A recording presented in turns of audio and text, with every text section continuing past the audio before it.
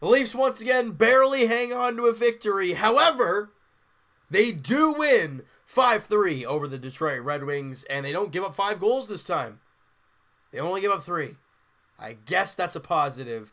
Like I said, the Leafs come away with the 5-3 victory. They've now won 3 straight games. They're on a 4-game road trip. They've played 3 already. They've won all 3. Have all been pretty? God, no. But they have got 6 points out of a possible 6 points. They have done a very good job on this road trip, picking up the points when they need to. Now, let's break this puppy down. First things first, Freddie Andersen, 3 goals on 29 shots. Now, 2 of the goals I want him to have back. The one that squeaks through him, the one that made it 4-3 in the third period, you want him to have that one back. However, and then the second goal, you want him to smother that rebound. He cannot. However, there are 5 Leafs just standing there in the surrounding the blue paint, just staring at Freddie like, what do we do? And there's a Red Wing with the puck right beside the net with an empty net to fire at, and he's not going to miss that. So you want to blame Freddie all you want. Also, look at the D core there, the forward core. Everybody was on the ice there.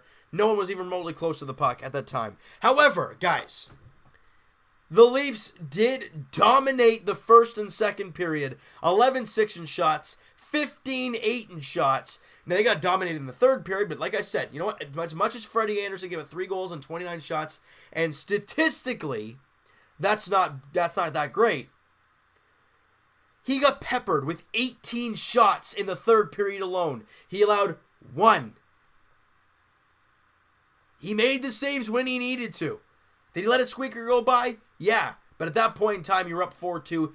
You could have allowed the squeaker. He did, and that's all he gave up. I was impressed with Freddie. I thought he looked better today. He's starting to find himself in my eyes. It's taking a little time, but that's okay, because the Leafs' offense is good enough. So like I said, they went down 1-0 early. Nicholas Jensen finished off a 3-on-1 play. And you can't blame Freddie for this one because, and guys, this is one thing I want to talk about. I've heard some people talking about Martin Marincin as he hasn't been bad. His great AHL year last year really has helped him this season. He's looked a little bit better in the last few games. I wouldn't say he caused this turnover to make it 3-on-1. Didn't help it. He decided to pinch and did not get the puck. But the problem I have is that on that 3-on-1, you have 1 defenseman back, and you see 2 forwards trying to get back in the play. I think it's like Marner and Zach Hyman. Where's Martin Marincin on that play? That's your defenseman. He's the one that's supposed to be busting his rear end getting back. And instead, no one gets there, and Jensen finishes off the 3-on-1, beating Freddie Andersen. I think it was low blocker on him, making it 1-0. However, guys, 1-0 deficits for the Leafs have been the norm. They've only scored the first goal in a game once. And they won that game, but they've won 3 more, having not scored the first goal once. And, guys, the Leafs get a little tiny 3-on-1 of their own, because it started at the blue line, really. And Mitch Marner, beautiful feed to Morgan Rielly, who blasts home his 3rd goal of the year, and this guy is on fire. Morgan Rielly then adds a assist later in this game, and guys, here we are. He's in the record books. Morgan Rielly sets modern era record for points by a defenseman through the first 5 games. 12 points in 5 games for Morgan Rielly. 3 goals. This guy is on fire. Marner and John Tavares grab assists in the play, and that right there ties the game at 1. Go to the second period, just 2 minutes in. Mitch Marner finishes off a beautiful feed from Zach Hyman. I mean, obviously, Zach Hyman is the one in the corner grinding it out, ends up getting the puck because he's so grinding a pain in the rear end. Gets the puck, sees Marner cross ice, or cross crease more or less, and he finds him tape to tape. Marner puts it in the back of the net. Jimmy Howard, no chance in the play. Leafs up 2-1. Marner's 3rd of the year. Hyman and Tavares grab assists. Like I said, Leafs up 2-1. 5 minutes after that, however, the Leafs get a power play. Mistake was right then and there. Leafs start passing it around. They get it to Austin Matthews, and he holds it for a little bit longer than we're used to. And we're like, the goalie's set now. Nope, finds a dinky little hole, low blocker on Jimmy Howard. I think it was low blocker or low glove, one of the sides there. more or less short side on Jimmy Howard. Beats him, no celebration for Austin Matthews. Just another day in the office. 8th goal of the year for Austin in 5 games. Riley and Nazem Kadri grab assists on that play, and the Leafs are up 3-1. After going down 1-0, the Leafs scored 3 unanswered goals and taking the 3-1 lead. But you know in the third period, the Detroit Red Wings are going to come out flying because they need 2 goals. Like I said right off the top, they had 18 shots in that third period. They came out flying like they needed to be. And Freddy, for the most part, was right there for the task. You know, he gave up 1 goal to he gave up 2 goals in the third period. Nicholas Jensen, that was the rebound goal that I think he should have had, but the defense didn't really help him either. So, I mean, you can blame anybody on that play, and that makes it a 3-2 game. Problem, Leafs get a power play again, just under a minute after they score a goal. That's a tough one to take for them if you're the... if you're the Detroit Red Wings. And Austin Matthews, I mean, this guy just does not disappoint. I mean, he just beats Jimmy Howard clean as day. Nazem Kadri, John Tavares grab assists. Austin Matthews has 9 goals on the year in 5 flipping games. This is a joke. And the Leafs get their 2-goal lead back. It's 4-2 just a minute after they get the deficit. Beautiful. And just 2 minutes after that, however, Dylan Larkin scores, and that was the squeaker that got by, went into review. It did, in fact, pass the line, therefore 4-3. And with some fluttering shots all over the place of Freddie Anderson later in the game, for the final, 6 minutes of the game, it was a 1-goal game. Freddie Anderson shuts the door when he needs to. And Ron Hainsey scores a very interesting empty netter. He's behind the net. He tries to blast it around the boards. It hits his stanchion and goes directly in the net. Like, I know, guys, if the Leafs are having extremely good luck, too. That will change at some point, and it's a matter of skill taking over at that point. But that goal by Ron Hainsey was pure luck. I mean, John Tavares and Nikita Zaitsev grab assists. Leafs make it 5-3. That's the game there. But holy smokes. The Leafs are now 4-1. They're 3-3 on the road trip so far. Like I said, Freddie Anderson, 3 goals, 29 shots. Look, that's a pretty good game in my eyes for him. It's a better game. I liked his game more or less today. Were there a couple mistakes? Yeah. But it's October. It's early for him. Whatever. He'll find a spot. Austin Matthews, 2 goals and a -1. Riley, goal and assist, +1. Mitch Marner, a goal and an assist, +1. Ronnie Hainsey with the goal and a +1.